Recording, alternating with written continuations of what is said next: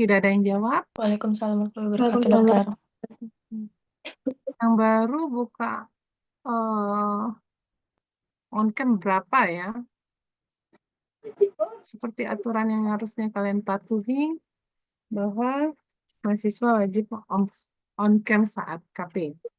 Ya nggak? Ya kan?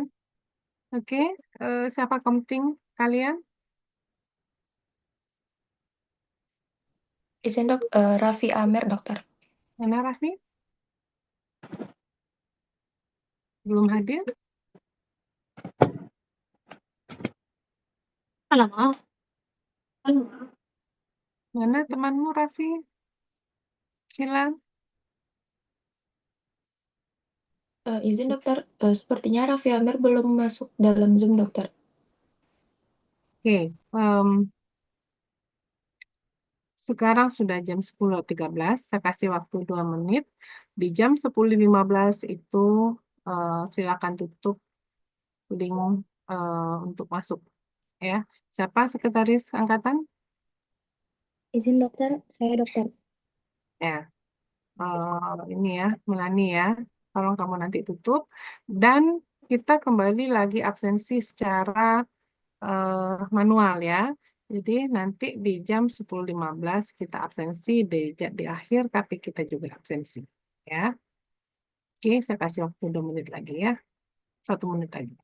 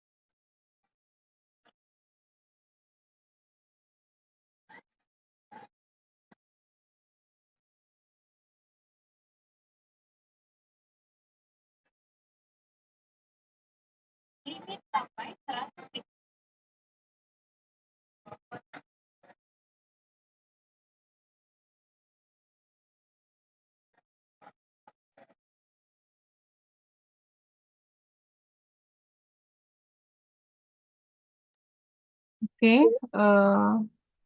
tadi siapa? Melani ya? Silahkan ambil screenshot absensi ada 83 orang. Ya.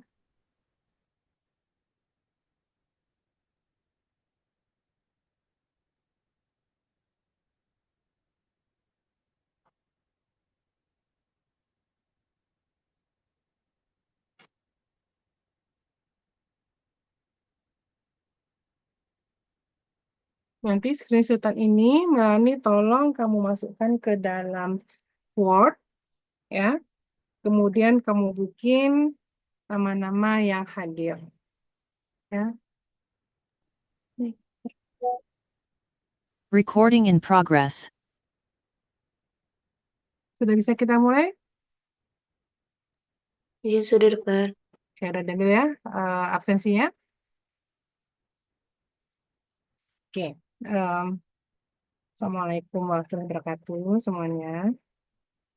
Alhamdulillah, Allah sudah kasih kita kesempatan untuk mencari ilmu yang diridhoinya, ya, guna nanti mudah-mudahan dapat bermanfaat buat kalian sebagai dokter gigi. Ya, pada hari ini kita akan membahas pengantar, ya, dalam kalian menggali tentang bagaimana aging yang terjadi pada jaringan keras mulut, rongga mulut. Yang pada Iya. jaringan lunak sudah Sampai ada depan, Pak. HP-nya?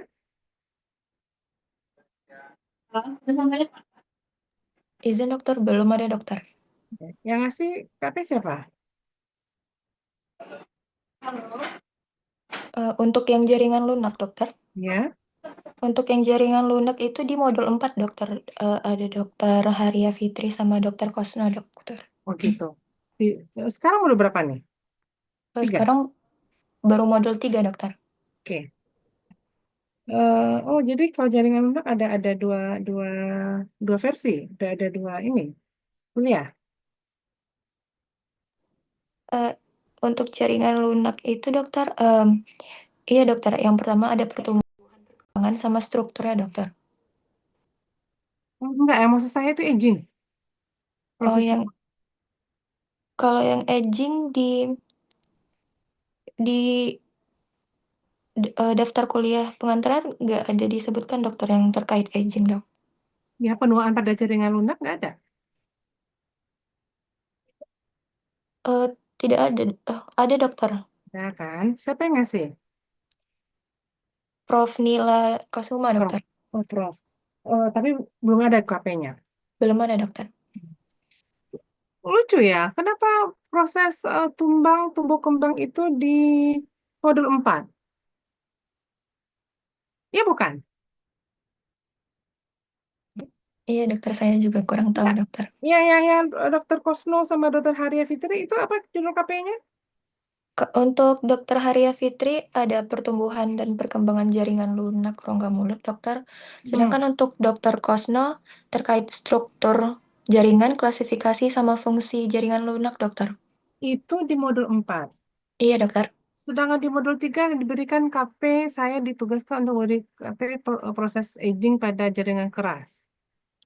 Iya, dokter. Koordinator blok kamu siapa? Untuk koordinator blok 5 ini ada dokter Sri Ramayanti, dokter. Oke, kalau gitu ya. Nah, eh, siklenya harusnya kalian itu tahu dulu eh, tumbang ya, proses tumbuh kembang ya. Apakah itu eh, jaringan keras, jaringan lunak ya.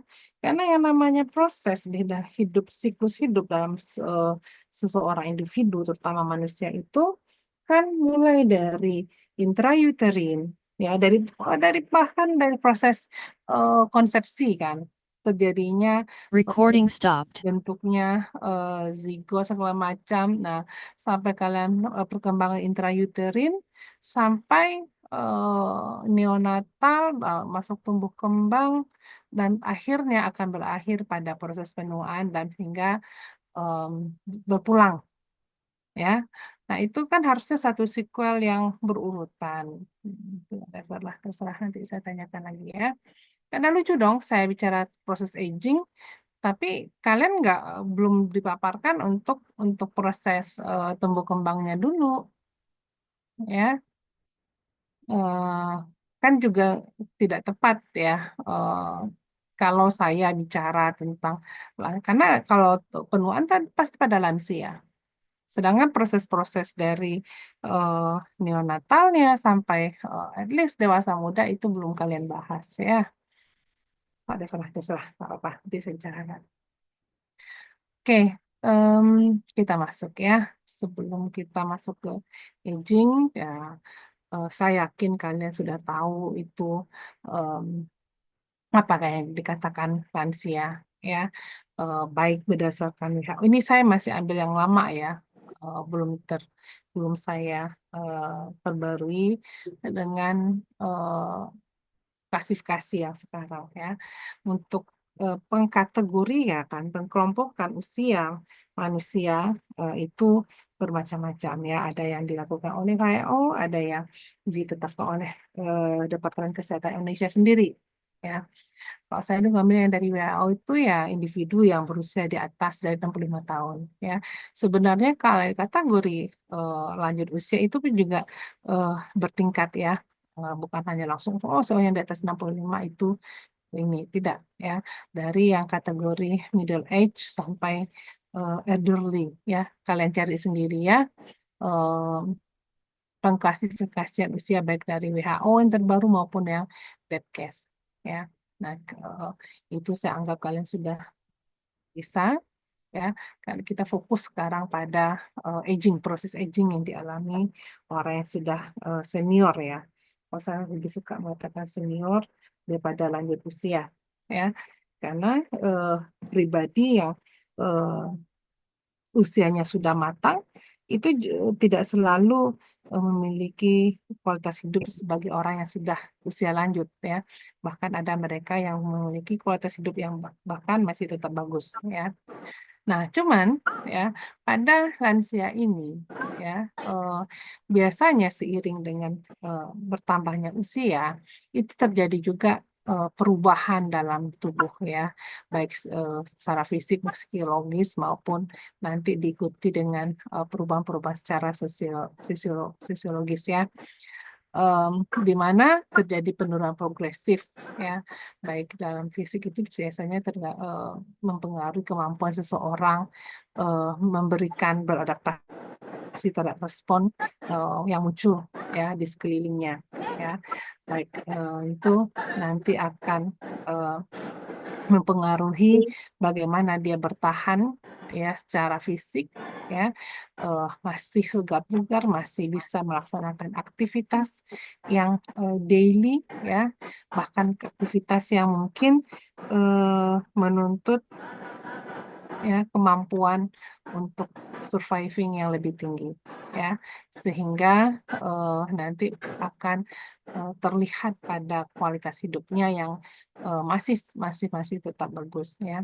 Tapi di sisi lain ada individu yang penurunan fisiknya, penurunan psikisnya itu mempengaruhi kualitas hidupnya ya. Nah, ada. Nah, ini yang mau kita lihat bagaimana dua sisi mata uang pada lansia ini ya. Nah, ini yang perlu kalian cari ya. Ada berapa istilah ya yang terkait dengan penuaan ya. Ada istilah yang dikatakan gerontologi ya. Kalau ogi berarti itu adalah ilmu pengetahuan ya. Eh, ya sesuai dengan eh, kata ini depannya gero itu mengacu pada penuaan ya.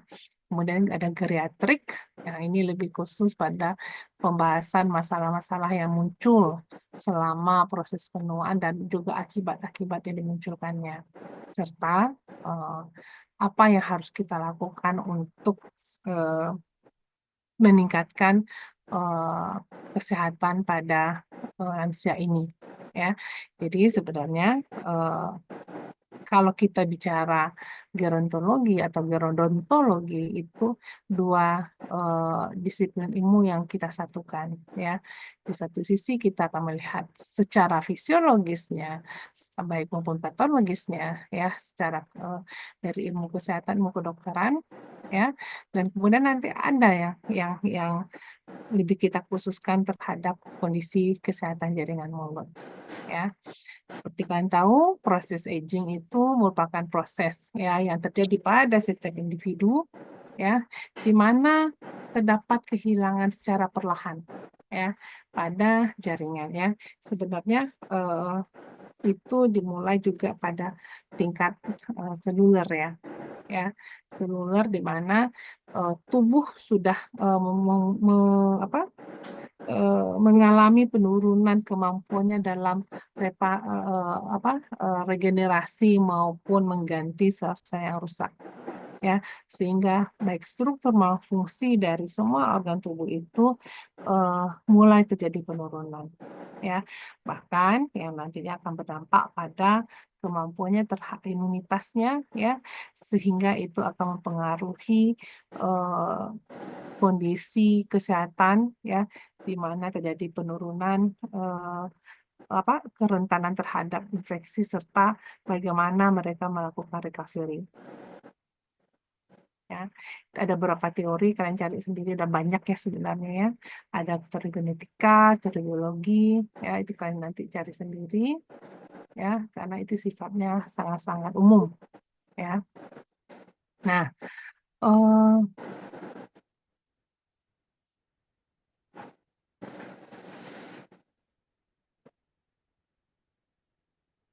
yang perlu kalian pahami lagi adalah dalam proses penuaan itu ya, dia bersifat terjadi perubahan secara regresif ya, baik organobiologis, psikologis maupun tadi saya sampaikan sosial budaya ya, itu sangat berpengaruh pada orang-orang yang sudah usia senior tadi ya.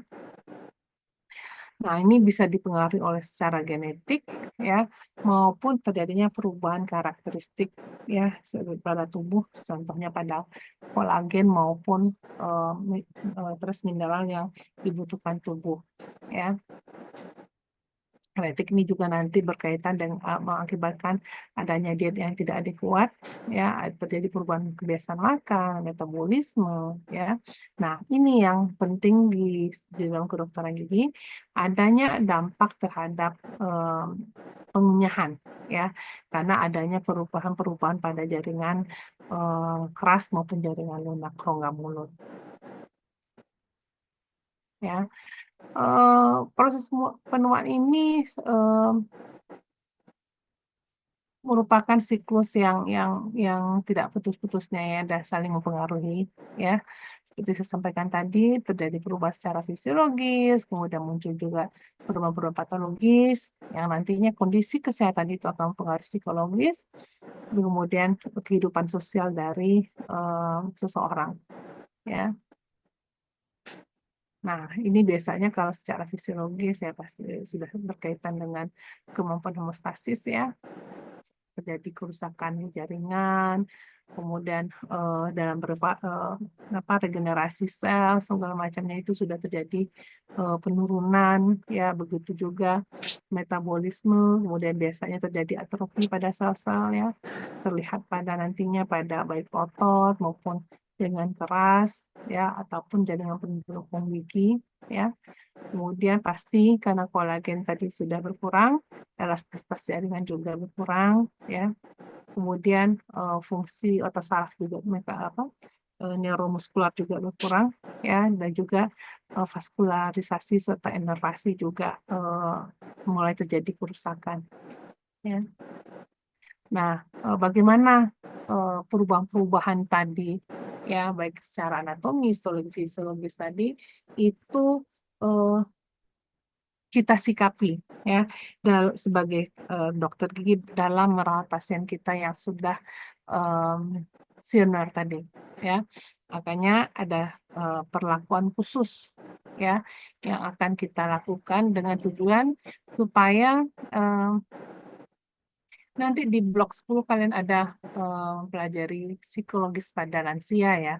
Nah, di sini sangat-sangat berperan sekali bagaimana kita memperlakukan pasien khusus kita ini ya, sehingga baik self confidence maupun trust terhadap dokter gigi itu dapat dibangun ya, sehingga mempermudah kita dalam memperbaiki kondisi kesehatan mulut ya, dan secara general mengembalikan fungsi sistem stomatognatik. Kita masih blok 5 ya, nanti di blok 8 kita akan ketemu lagi di sistem stomatognatik. Nah, ini satu terminologi, saya akan cari apa sih itu sistem stomatognatik ya. Jadi jangan kalian hanya tahu sistem respirasi, digestif, apalagi urologi semacamnya. Itu kan yang penting sekali kalian harus tahu apa itu sistem stomatognatik. Nah, ini dia ya. Ini PR buat kalian nanti cari sendiri deh ya. Karena jaringan keras ya yang akan saya sampaikan itu merupakan bagian komponen dari sistem stomatognatik. Kalian cari itu dulu. Ya, saya nggak akan bahas. Nah, yang dikatakan jaringan keras itu pasti sudah kalian tahu di blok 1 ya. Sudah kalian kategorikan itu di dalam rongga mulut ya, terdiri dari osifikasi tulang ya, os dan juga jaringan keras gigi. Ya, kalau kita bicara tentang tulang itu tidak akan terlepas dari maksila, mandibula, dan sendi temporomandibular yang menghubungkan antara maksila dan mandibula. Nah, apa yang terjadi pada mandibula dulu setelah TMJ ya? Yang notabene itu merupakan terjadinya perubahan penuaan pada jaringan tulang ya. Di sini pasti pada usia lansia diiringi dengan kondisi penurunan secara sistemik ya, maka juga terjadi penurunan dan penurunan metabolisme dari tulang ya. Di sini mulai sel tulang ya, osteoblast, osteoklas ya, itu sudah mulai mengalami penurunan kualitas ya, sehingga tidak dapat berperan secara maksimal ya. Nah, ini juga pada wanita disebabkan terjadinya penurunan hormon estrogen ya, yang kemudian pada manula ini juga biasanya terjadi penurunan kalsium dari usus karena fungsi dari sistem digestifnya juga sudah menurun ya. Apalagi juga diikuti dengan penyakit-penyakit degeneratif yang dimiliki oleh lanjut usia ya. Nah, pastilah ini dipengaruhi. Nah, ini kan ada kan kalau menyatakan bahwa individu yang memiliki aktivitas fisik olahraga yang bagus saat usia dewasa itu akan mempengaruhi bagaimana kualitas tulang pada saat sudah lanjut usia. Nah, biasanya pada mandibula ataupun pada tulang secara umum itu terjadi resorpsi tulang. Ya, sudah dimulai pada fase pada usia middle age ya, middle age itu sudah mulai. Biasanya itu resorpsi ini mempengaruhi densitas tulang, ya, kualitas tulang, terutama kepadatan tulang, ya. Biasanya itu tulang-tulangnya, apakah itu mandibular, maksilar, itu sudah mengalami porus, ya, osteoporosis, ya, sehingga akan mempengaruhi fungsi nantinya, ya. Apa itu osteoporosis, kalian cari sendiri, ya. Ini pastilah, ya, sudah menjadi rahasia umum, dimulai pada wanita yang premenopause, ya, berlanjut pada wanita yang menopause, ya. Di sini seiring dengan terjadinya pengurangan produksi hormon estrogen, ya. Biasanya, ya, seperti pada sendi-sendi lainnya dari tubuh, pada TMJ juga akan menyebabkan keterbatasan fungsi, ya. Bisa menimbulkan nyeri, ya, kemudian muncul bunyi sendi, ya, kemudian range of motion-nya juga jadi lebih terbatas, ya, terjadi keterbatasan gerak sendi. Biasanya susah buka mulut, ya.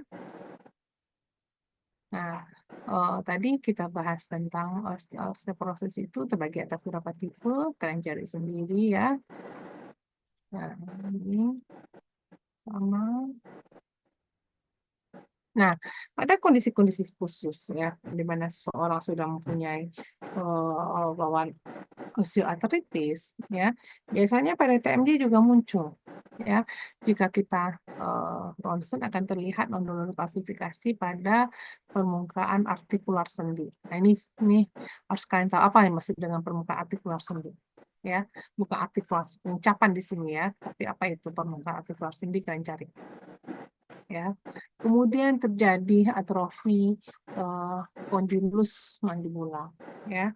Atau yang sering terjadi juga adalah terjadinya flattening, ya, pemerataan. Jadi kalau saya nggak mau mengulas lagi tentang mandibula kondilus, kalian lihat aja bentuknya bagaimana. Nah, yang harusnya biasanya oval, membulat, ya, itu terjadi flattening, ya. Permukaan yang menghadap dengan eminensi articularis, ya, atau bagian posterior dari eminensi articularis itu biasanya sudah terjadi flattening, ya. Apalagi pada pasien yang dentulus, ya, yang mengalami kehilangan gigi, ya. Kemudian biasanya permukaan artikular juga menjadi rata, ya.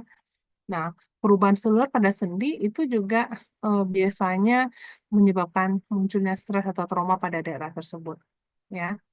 Ini bukan stres secara psikis nih, ya, stres tekanan pada daerah kompleks sendi, ya, sehingga muncullah degenerasi seluler, ya.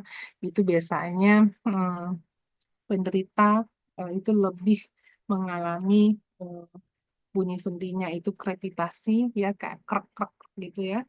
Kemudian biasanya terjadi sklerosis, terjadi ankilosis. Nah, itu istilah-istilah yang coba kalian cari apa yang dimaksud dengan ankilosis, ya. Kemudian yang terjadi pemadatan, tapi itu diikuti dengan osteoporosis, ya. Kemudian terjadi kartilago pun sudah tidak elastis lagi, tidak kuat lagi, sehingga apabila diberikan beban itu akan menyebabkan peningkatan tekanan pada sendi. Nah, ini saya katakan tadi pada pasien edentulus, ya,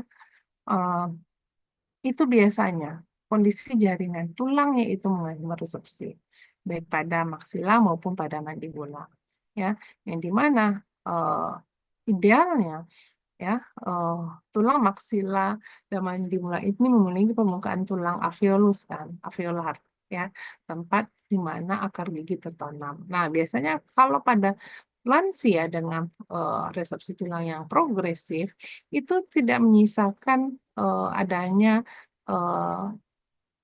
proses alveolar, tulang alveolar, ya. Yang tersisa hanya basal, ya, tulang basal mandibula dan juga maksila. ya. Nah, ini rentan terjadinya fraktur, ya. Ini kalian bisa lihat sangat tipis sekali apabila beban atau apabila dokter gigi yang membuat gigi tiroidnya tidak memperhatikan biomekanika beban pengunyahan itu bisa menyebabkan bisa bersiko-fraktur, ya. Nah, kehilangan gigi atas bawah, ya, itu menyebabkan kehilangan occlusal stop, ya. Eh, Tuhan itu menciptakan gigi sedemikian rupa, ya, yang saling mempunyai gigi antagonisnya sehingga occlusal stop terdapat occlusal stop, ya, kemudian mempunyai kontak oklusal dengan kontak proksimal antara satu gigi dengan gigi tetangganya di mesial dan distal itu menjaga kontinuitas gaya kunyah nantinya, ya. Kalau kehilangan kontak antara gigi di sebelah mesial maupun distal itu biasanya menyebabkan em, ketidakseimbangan pada anterior component of force. Apa itu kalian cari, ya? Anterior component of force. Apa akibatnya? Ya. Nah, kehilangan occlusal stop, ya, pada gigi atas dan bawah itu menyebabkan hilangnya eh, em, tonggak tonggak tonggak oklusi, ya, sehingga biasanya eh, ketinggian atau dimensi vertikal wajah itu akan berkurang, ya. Idealnya, ya, wajah seseorang itu bisa kita bagi tiga bagian, ya, sepertiga wajah atas, ya, sepertiga wajah atas dari trachyon ke glabella, ya, kemudian sepertiga wajah bawah dari glabella ke subnasal, ya, kemudian sepertiga wajah bawah, tadi tengah, ya, yang bawah itu dari subnasal ke genation, ya. Apa itu titik-titik trachyon, glabella, subnasal, genation itu kalian cari sendiri, ya. Nah, sepertiga wajah bawah itu yang dikatakan dimensi vertikal, ya, dimensi vertikal oklusi, ya, di mana pada saat gigi atas bawah beroklusi itu terbentuklah dimensi vertikal wajah sepertiga wajah bawah. Nah, pada pasien yang edentulus atas bawah full atau eh, kehilangan stop occlusal stop itu di dua titik, nah itu menyebabkan perubahan dimensi vertikal. Ya, akibatnya apa? Ya, terlihatlah wajah yang kempot sehingga menyebabkan nantinya juga akan berdampak pada sendi temporomandibular. Ya, jadi kehilangan dimensi wajah ini tidak hanya mempengaruhi otot, tapi juga mempengaruhi pada sendi temporomandibular. Nah, pada lansia biasa pada normal itu kan terjadi proses resepsi akan diikuti proses posisi sebagai suatu mekanisme hemostasis tubuh kan. Jadi ada resepsi, ada posisi. Nah, pada lansia itu biasanya kesetimbangan antara resepsi dan aposisi itu tidak harmonis lagi, ya. Biasanya resepsi tinggi tidak diikuti dengan aposisi yang mengembalikan struktur tulang, ya, sehingga itulah lebih kualitas tulangnya akan lebih menurun. Nah, kehilangan gigi juga menyebabkan pada individu dan tulus ini mengalami yang dinamakan habitual occlusion, ya. Habitual occlusion ini pada orang baik muda maupun tua yang sudah kehilangan gigi atas bawah biasanya mereka mempunyai kebiasaan yang cenderung memajukan rahang bawah ke depan, ya. Jadi seperti ini kan terlihat seperti kelas 3, padahal kepada orang Indonesia atau para orang Asia itu biasanya hubungan rahang atas dan bawah itu kan biasanya kelas 1 atau kelas 2. Nah, ini karena dia memiliki habitual occlusi menjadi hubungan kelas 3. Nah, perubahan terjadi pada struktur gigi dan sekitarnya itu biasanya juga pada TMD juga terjadinya pengerasan atau berkurangnya elastisitas ligamen kapsular dan diskus articularis. Nah, ini agak susah gitu juga saya terangkannya karena ini terkait dengan anatomi TMJ.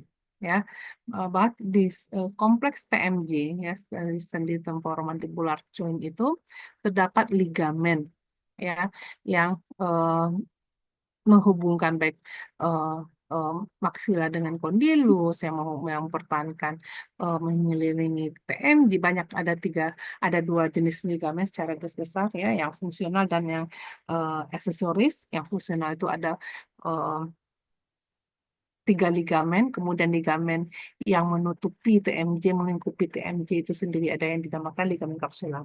Ya, kemudian antara kondilus dan fossa glenoidalis itu dibatasi oleh diskus articularis. Nah, itu semuanya adalah jaringan ikat, ya, di mana pada orang yang lansia terjadi pengerasan atau terjadi penurunan elastisitas. Nah, ini juga zona articularis, ya, biasanya terjadi pembentukan jaringan fibrosa, ya, akhirnya akan menyebabkan terjadinya akan mempengaruhi oklusi gigi atas bawah dan bukan pengucapan, pergerakan gerak mulut lateral kiri kanan protusif pada pengguna gigi tiruan. Nah, ini yang menyebabkan kesulitan saat kita membuat gigi tiruan pada individu yang usia lanjut. Nah, pada TMJ juga menyebabkan adanya degenerasi otot pengunyahan juga, ya, sehingga pasien mengalami keterbatasan buka mulut dan itu juga mempersulit kita dalam membuat gigi tiruan, ya. Ya, jadi yang connective tissue juga mengalami sintesis dan degradasi, ya, sehingga terjadi perubahan-perubahan pada sendi, ya. Contoh penipisan pada diskus articularis, ada artritis, ya, seperti katakan tadi, remodeling juga ada menurun, tapi pada daerah-daerah tertentu itu terjadi remodeling. Ya, biasanya pada anterior posterior kondilus, ya, itu terjadi walaupun itu sangat-sangat sedikit, ya, yang sering sih terresorpsi. Secara histologis juga akan memperlihatkan, ya, pemanjangan ligamen, kemudian di situ iskemia resepsi tulang, atau lihat itu pada secara histologis, ya. Nah, beberapa gejala yang dimunculkan pada perubahan pada TMJ, ya, itu terlihat dari munculnya bunyi sendi, ya, apakah itu clicking maupun krepitasi, ya, kemudian otot-otot pengunyahan terjadi penurunan fungsi, ya. Nah, ini bisa kalian lihat, ya, tapi ini lebih sebenarnya ke jaringan lunak, ya, tapi ini suatu sequel yang tidak bisa dipisahkan dari terjadinya penurunan penuaan pada jaringan keras rongga mulut.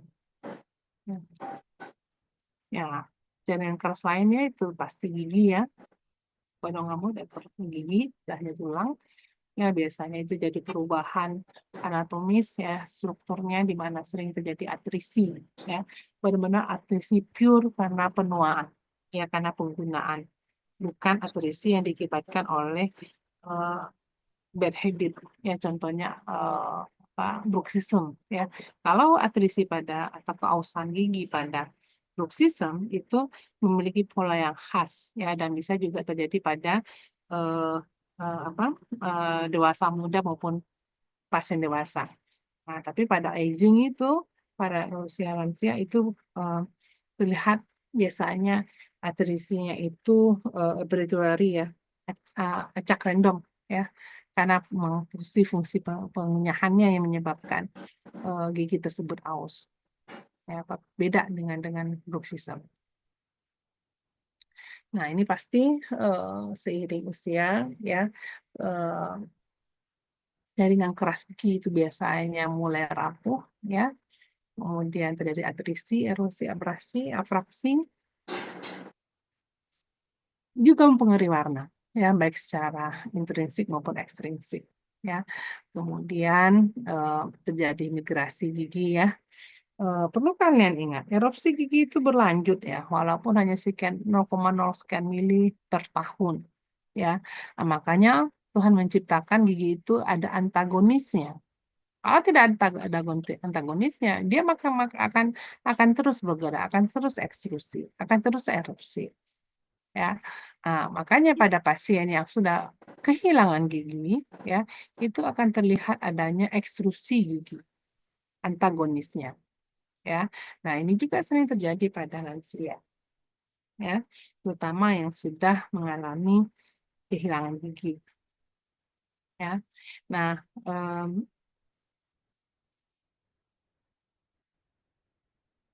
ya, biasanya perubahan pada jaringan lunak, jaringan periodontal itu mempengaruhi gigi secara klinis dan rongga mulut ya.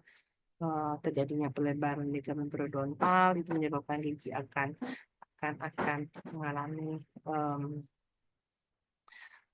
kegoyangan, begitu juga resorpsi tulang ya, gigi akan mengalami eh, ekstrusi ya, sehingga akarnya akan tersingkap ya, akan terbuka. Nah, karies pasti ya, ini selain karena memang kualitas dari gigi sudah menurun, juga mungkin berkaitan juga dengan oral hygiene maintenance dari pasien tersebut yang sudah kemampuannya berkurang karena kemampuan mekanik dari tangan ya dalam membersihkan gigi ya. Di gigi itu sendiri juga terjadi perubahan pada ruang pulpa ya. Biasanya terjadi penambahan odontoblas sekolagen ya, kemudian terbentuknya dentin tertier ya, adanya dentikel, macam-macam terjadi pada ruang pulpa yang biasanya pada lansia itu sudah terjadi penyempitan ruang pulpa ya. Kadang-kadang pada orang lansia itu malah ruang pulpanya sudah nggak ada lagi. Ya makanya kadang-kadang SPKG nggak mau lakukan perawatan pulpa karena ya udah apalagi yang mau diperbaiki, apalagi yang mau dirawat, ruang pulpanya sudah menyempit ya. Nah biasanya foramen apikal sudah tertutup pasti ya. Dan kadang-kadang terjadi hipersementasi ya, apalagi pada pagi gigi yang sudah pernah dirawat endo ya, itu terjadi hipersementasi. Ya, ini kondisi gigi, kariesnya meningkat, itu seperti kata tadi, oral hygiene yang kurang bagus, ya. Apalagi gigi yang sudah ekstrusi, itu karies akar juga akan sering terjadi. Nah, peningkatan karies juga berhubungan dengan disfungsi kelenjar saliva. Biasanya pada lansia itu terjadi eh, penurunan produksi saliva ya, apakah secara fisiologis ya, secara fisiologis maupun apakah diakibatkan oleh penggunaan obat-obatan yang mempengaruhi produksi saliva oleh kelenjar saliva ya. Otomatis dengan kondisi yang serostomia itu akan mempermudah terbentuknya karies, plak, kalkulus ya, sehingga masalah-masalah kesehatan gigi yang seperti ini sering sekali kita temukan pada lansia.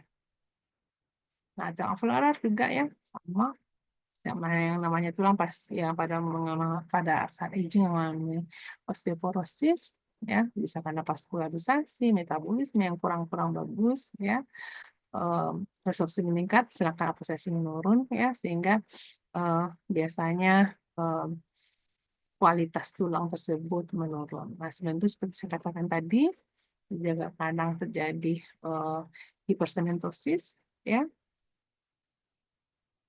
Nah, ya, tulang, gigi, jaringan keras yang mengelilingi gigi. Ya, kalau tulang kita bicara maksilar, mandibular, dan juga kompleks TMJ. Itu aja yang bisa saya berikan garis besarnya. Saya harapkan kalian bisa mengelaborasi lagi sehingga lebih banyak hal-hal yang bisa kalian pahami dalam terjadinya aging pada lansia ya. Sehingga nanti ini nih penyebabnya ini nih kondisi ini ibu ini yang sudah mengalami ini oh ini akibat ini kalian kaitkan nanti kan dilihatkan dengan kondisi pasien ya teritori yang kalian temukan dalam gerontologi ya gerodontologi jangan lupa don ya giginya. Oke, ada yang ingin bertanya?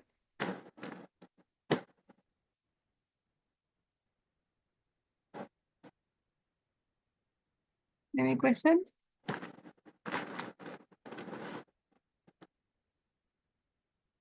Saya yakin kalian sudah dapat bahan yang lebih banyak ya.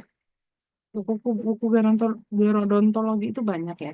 Dan ingat ya, nanti itu kalian waktu masuk prakoas ya, kalian nanti juga harus ada yang namanya pengayaan, pendalaman materi ya, termasuk di dalamnya itulah gerodontologi. Ya, apa-apa yang terkait dengan penuaan ya, bagaimana merawat pasien yang dengan usia lanjut itu akan kalian cari bisa dalam bentuk telaah kasus, bisa dalam bentuk journal reading ya. Jadi di blog ini hanya pengantarnya, nanti pendalamannya itu saat kalian mau masuk AS ya, pada saat prakoas kalian akan mendapatkan itu, bukan mendapatkan ya, kalian lah disuruh nyari lagi.